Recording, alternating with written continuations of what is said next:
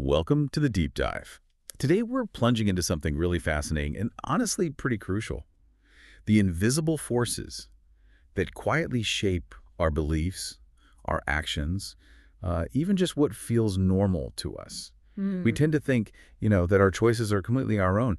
But what if a lot of our reality, maybe even our thoughts, are subtly influenced by these really powerful, deep-seated ideas? Right. So today, we're going to try and unpack how ideology actually works, how that develops into what critical thinkers call hegemony, and the surprising ways that institutions, the media we consume every day, maybe even our shopping habits, might be constantly shaping our consciousness. And crucially, how we can challenge it. Exactly, how we can push back. That's right. And we'll be bringing in some key insights from, some really groundbreaking thinkers like Gramsci, Althusser, Marcuse, and Foucault. Heavy hitters. Definitely. But we won't just stick to the theory. We want to make this real. Bring these concepts to life with examples from, say, consumer culture, how education works, social media, things we all encounter. At the end of the day, this deep dive is about understanding not just what we believe, but digging into why we believe it. And maybe, just maybe, figuring out who actually benefits from us believing those things. Okay, so let's start there. We're talking about ideology. It sounds like it's more than just, someone's political opinion. What are we really getting at here? Oh, it's much broader, much deeper than just opinions. In this context, ideology is like a comprehensive system of meaning. It doesn't just describe the world, it actively defines it. It sets up the values, the judgments. So it frames everything. Exactly. It frames how we see things. And the real power of ideology often isn't just in the specific beliefs it promotes, but how it makes its own view seem like the only natural, the only sensible way to see the world. It makes itself almost invisible. That's a really important distinction because, in everyday chat, if you call something ideological, it usually means you think it's biased or maybe rigid. Right. It's often used negatively. But here we're talking about those underlying assumptions, those sort of subconscious images of how society works that get constantly reinforced by things like, the media, for instance. Precisely. And historically, if you look back, the early Marxist idea of ideology often framed it as false consciousness, like a kind of intellectual trick. A deception. Sort of. The thinking was that the ruling class promotes a certain worldview, maybe celebrating rugged individualism, free markets, that sort of thing, and imposes this view on everyone else. Okay. And this would mask the real power dynamics, the inequalities, and ultimately serve the interests of those already in charge. It was seen as a fundamental mystification of how things really worked. Right, like pulling the wool over people's eyes, almost deliberately. But I know thinking on this has evolved, hasn't it? It's not just about labeling ideas as false anymore. How does that change things? Yeah, contemporary analysis is definitely more nuanced. It moves beyond that simple true or false idea. It recognizes that culture and the struggle over meaning is much more dynamic. Ideologies aren't just imposed from above. They're negotiated, they're resisted, sometimes they're even changed from within. So it's less about a deliberate lie and more about a deeply ingrained, often unspoken framework for understanding the world. Okay, so if ideology is this system of meaning that shapes our reality, how does it get so, everywhere, so pervasive? And how do dominant groups keep their power without constantly resorting to, force? That feels like the core puzzle. It absolutely is. And that's where Antonio Gramsci's concept of hegemony is so incredibly useful. He talked about it as a form of cultural leadership. Leadership, not just dominance. Exactly. It's a subtle kind of tower where ruling groups gain the consent of society. They get people to willingly buy into their worldview. Well, not usually through overt force, but by making their values, their assumptions seem universal, like they're just the way things are. And this is done through powerful cultural institutions. Think schools, religious bodies, and critically, the media. So it operates at the level of common sense, those things we just assume are true that we rarely stop to question. Gramsci really highlighted that, didn't he? That shaping common sense is a really effective form of rule. He absolutely did. And he showed how what we think is just common sense or what seems natural is actually socially constructed. It's built, not given. Like what? Give me an example. Well, think about ideas like, it's just natural that some people are rich and some are poor, or maybe ideas about traditional gender roles being natural. These kinds of assumptions feel obvious, but they provide this powerful, unspoken justification for the way society is currently arranged, including its inequalities. But you said it's dynamic, so this common sense isn't set in stone. Not at all. Hegemony isn't permanent. Gramsci stressed it's an ongoing process. It needs constant work, constant reinforcement, because people's actual experiences of poverty, discrimination, whatever, can lead them to question those dominant assumptions. Right. You mentioned that fascinating example where, images of 1960s rebellion eventually got co-opted and used in car ads.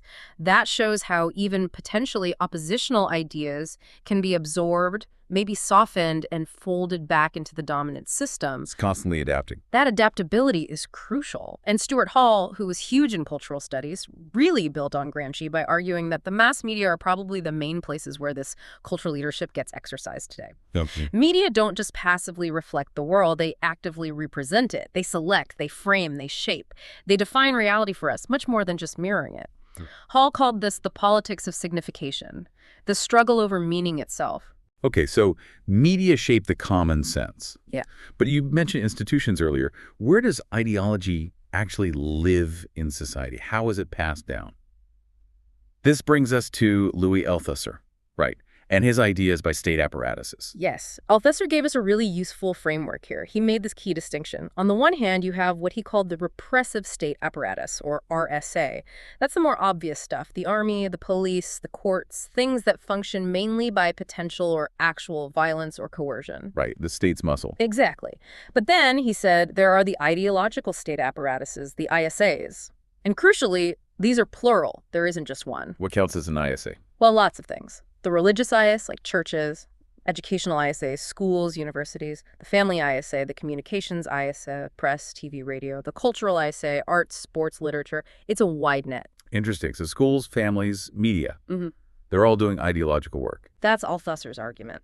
They function primarily by ideology. They subtly shape our beliefs, our values, often without us even noticing. Now, they can use secondary forms of repression, think detentions in school, or maybe censorship in media, but their main tool is persuasion, shaping how we think. And this isn't just government stuff. No, that's key. Even seemingly private institutions like families or private schools or churches can function as ISIS. What matters isn't ownership, but how they function. Do they reproduce the dominant ideology? If yes, they're acting as an ISA in his model. And Althusser had this other really powerful, maybe slightly strange idea that ideology has a material existence. What does that mean? It's not just in our heads. Right, it sounds counterintuitive, doesn't it? But he argued our beliefs aren't just abstract thoughts floating around. They are embedded, inscribed in our actual material actions, inserted into material practices governed by material rituals. So like the act of going to church reinforces belief. Precisely. He even invoked Pascal's idea. Kneel down, move your lips in prayer, and you will believe. The physical act, the ritual, the practice itself helps solidify the belief. Our actions shape our ideology, not just the other way around. Wow. And this leads to his most famous, maybe most challenging idea, that ideology interpellates individuals as subjects. Okay, interpellates. That's a big word. Break that down for us. What does that actually mean? Think of it like ideology is constantly hailing us, like shouting out on the street, "Hey, you there!" Like a police officer. Yeah, that's the classic example he uses. When you hear that, "Hey, you there," and you turn around, even if you've done nothing wrong, in that moment of turning, you recognize yourself as the one being addressed. You accept the role offered. Ah, I see. So ideology is constantly hailing us with roles. "Hey, you good citizen. Hey, you savvy consumer. Hey, you responsible parent." And when we recognize ourselves in those calls, when we answer, "Yes, that's me," we become subjects of that ideology. We internalize those roles. And it feels totally natural, obvious even. That's the trick. It feels like an obviousness that we just naturally accept.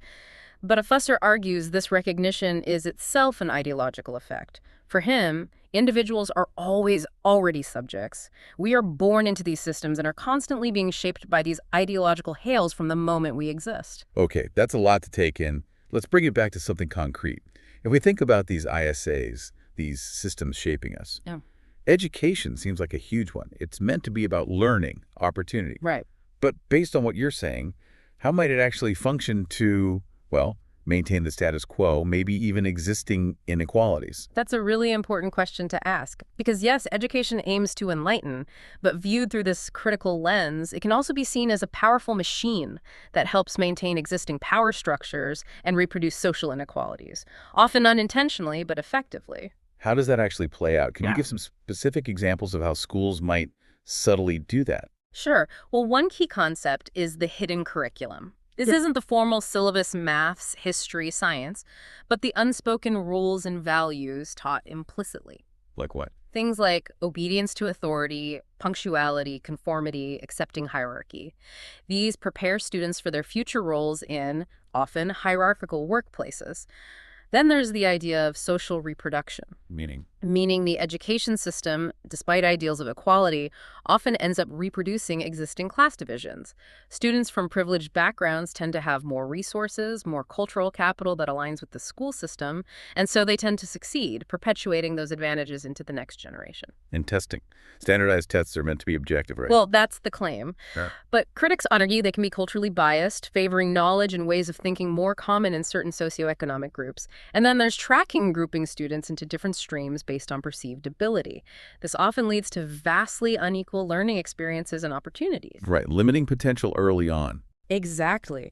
And underpinning all this is often the powerful myth of meritocracy, the belief that success is purely down to individual hard work and talent. Which sounds good. It sounds fair, but it masks the systemic barriers, the unequal starting points that make it much harder for some individuals to succeed than others, regardless of effort. It makes inequality seem deserved.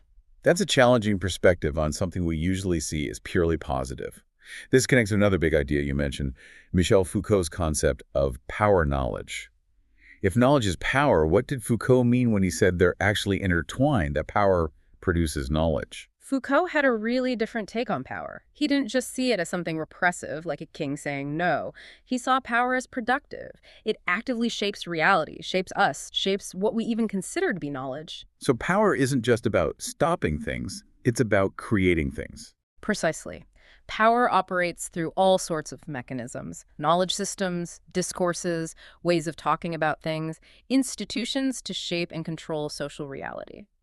For Foucault, knowledge is never neutral or objective. It's always entangled with power.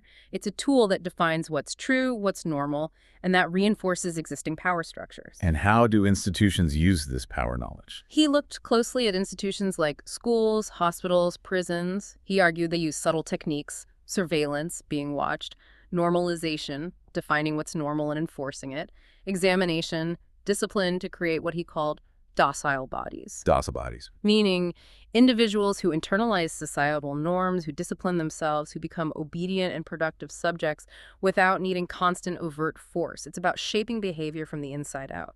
It's fascinating and maybe a bit scary how much these ideas seem to apply to our world now, especially the digital world. Oh, absolutely. Foucault's ideas are incredibly relevant today. Think about his concept of disciplinary power.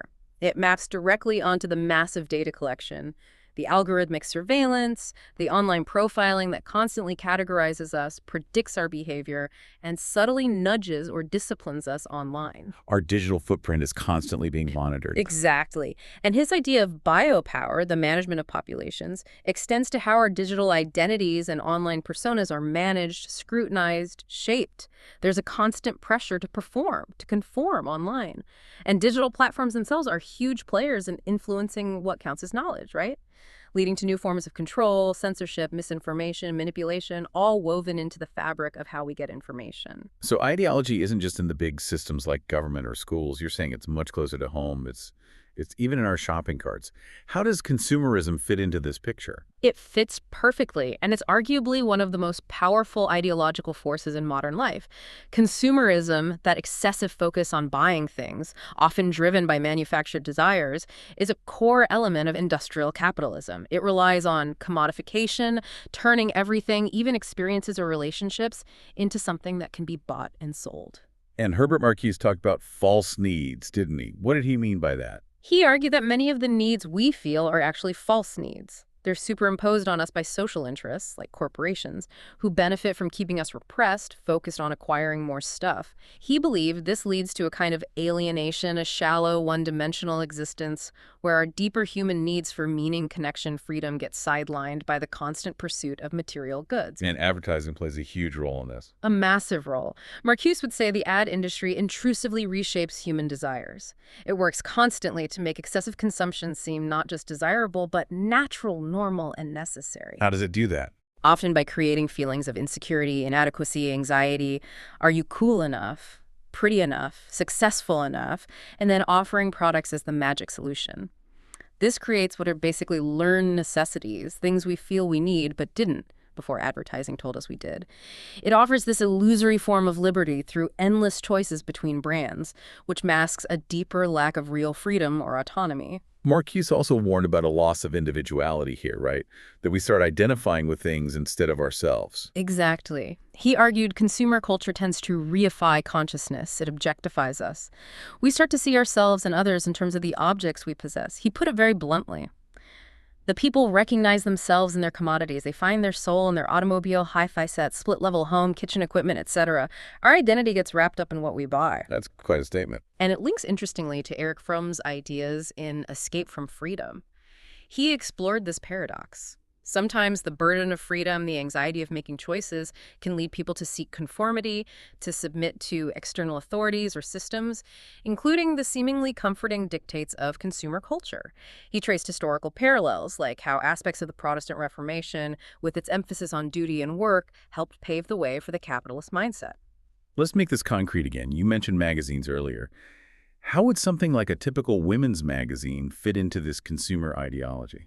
It's a perfect example, often functioning as what some critics call covert advertising. The articles, the advice columns, the features on lifestyle or beauty, they often subtly promote the exact same consumer-oriented ideology as the explicit ads placed right beside them. How so? By constantly linking identity, what it means to be a modern woman, a successful woman, a desirable woman, to specific consumer behaviors and product purchases. Looking good, managing a home, expressing yourself. These are often framed in terms of buying the right clothes, makeup, appliances, or decor. So the editorial content reinforces the ads. Precisely. And this isn't just a local phenomenon. Think about advertising and the globalization of culture. American advertising and entertainment are exported everywhere, promoting not just products, but the whole American way of life. Which is presented as this irresistible package deal. Yeah. Consumer capitalism combined with the certain idea of political freedom. It's sold as a kind of dreamland where all your desires can be fulfilled if you just buy the right product. Yeah. It globalizes that consumerist ideology. Okay, shifting gears slightly, but staying with media. Social media. It's ubiquitous. How does this fit into the picture of dominant ideologies and maybe manipulation? Social media is absolutely central to this now. The source material calls it the latest means of manipulation by the dominant class. And when you think about it, billions of users, hours spent daily.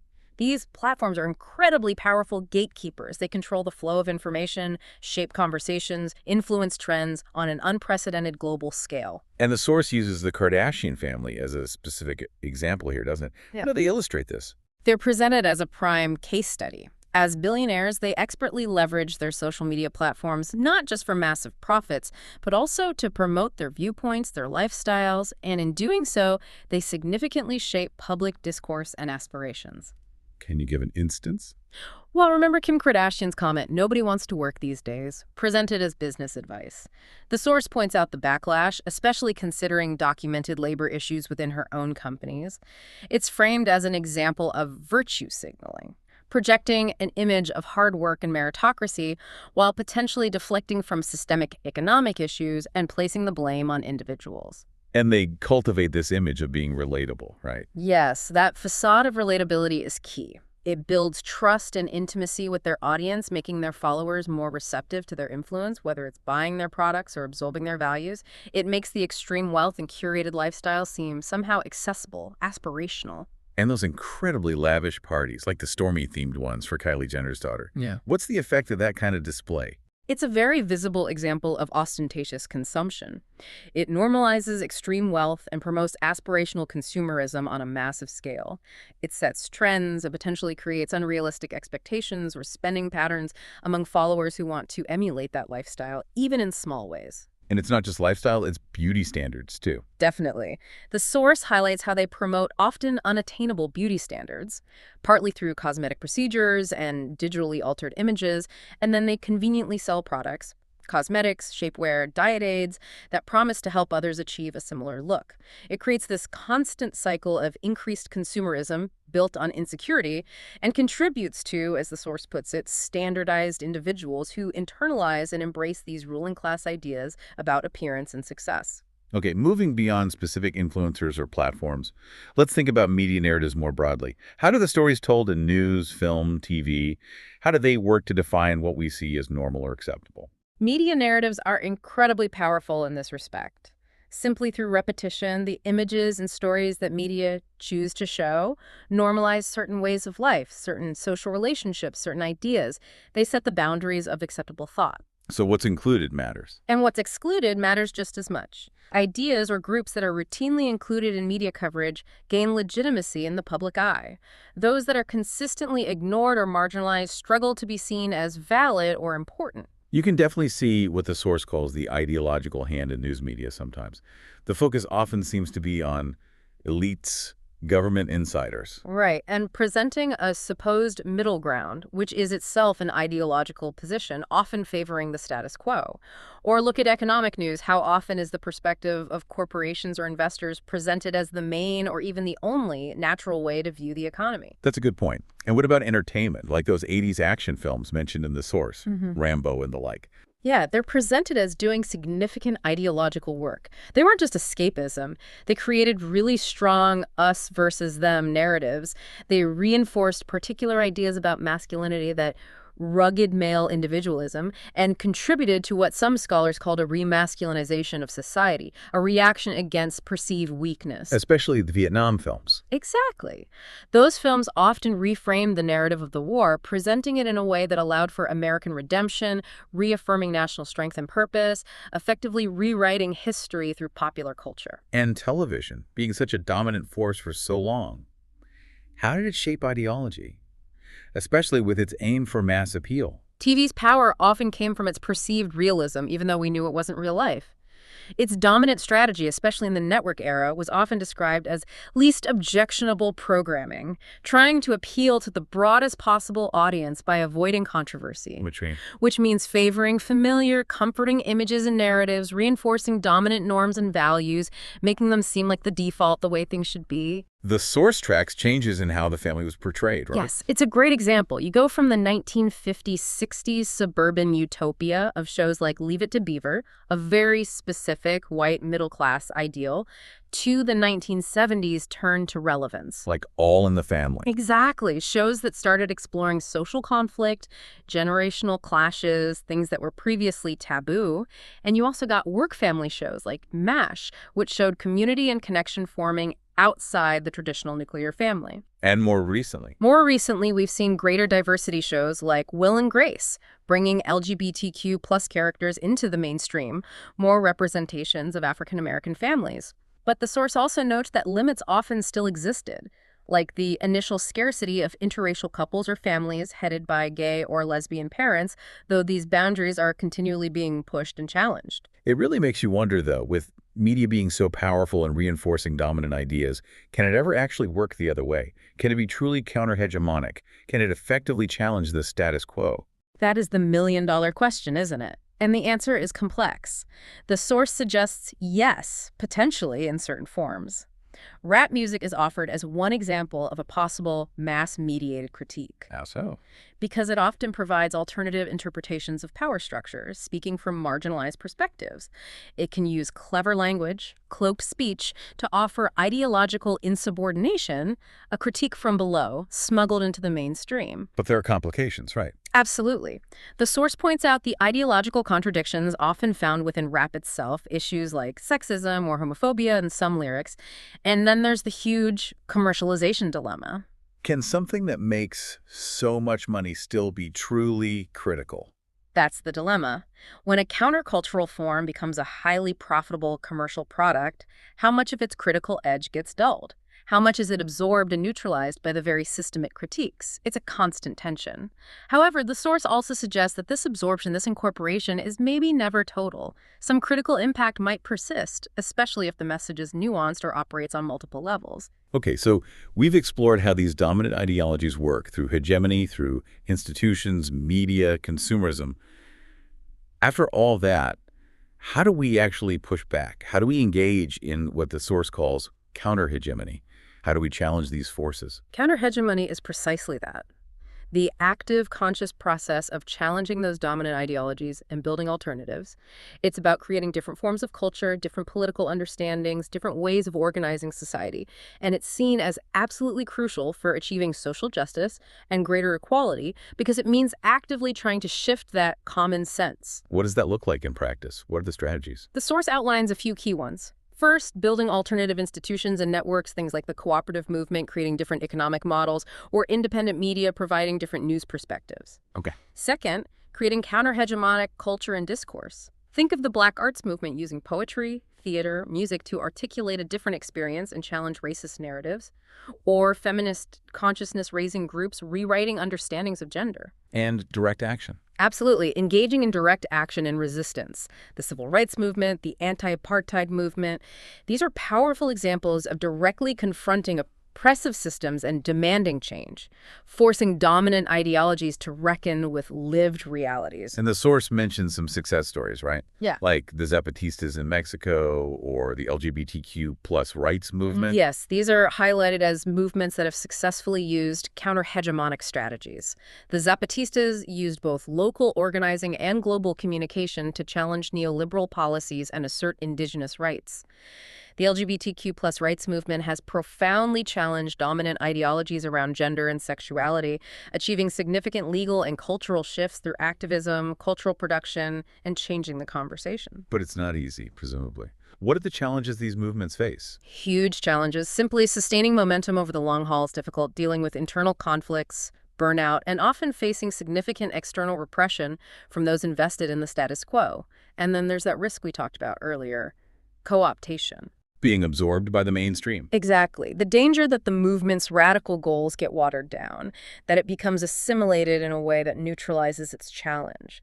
Some critics argue this has happened to aspects of the LGBTQ plus movement, for instance, where the focus shifts more towards mainstream acceptance and consumerism rather than fundamental critiques of power.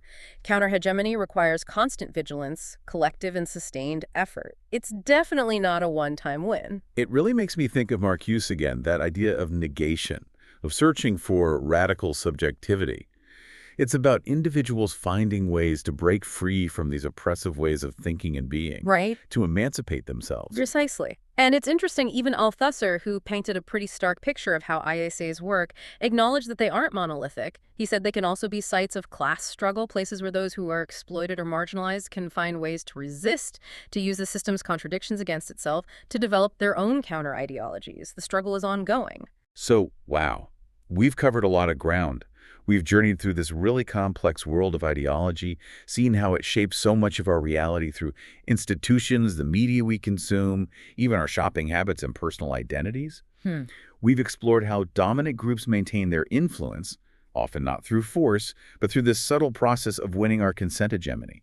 And importantly, how counter-hegemonic movements fight back. And the key takeaway, I think, isn't to feel overwhelmed or powerless in the face of all this. It's actually the opposite. It's about gaining what the source calls scientific knowledge, a clearer, more critical understanding, so we can see beyond the obviousnesses, the things ideology presents as just natural or inevitable. Right. Understanding the subtle interplay of power, knowledge, and culture is really the first essential step towards genuine critical thinking, and maybe towards meaningful social change. So, thinking about all this, what does it mean for you listening right now? The next time you scroll through social media or watch the news, or even just hear one of those phrases that sounds like common sense, what new questions might you ask? What invisible forces might you start looking for?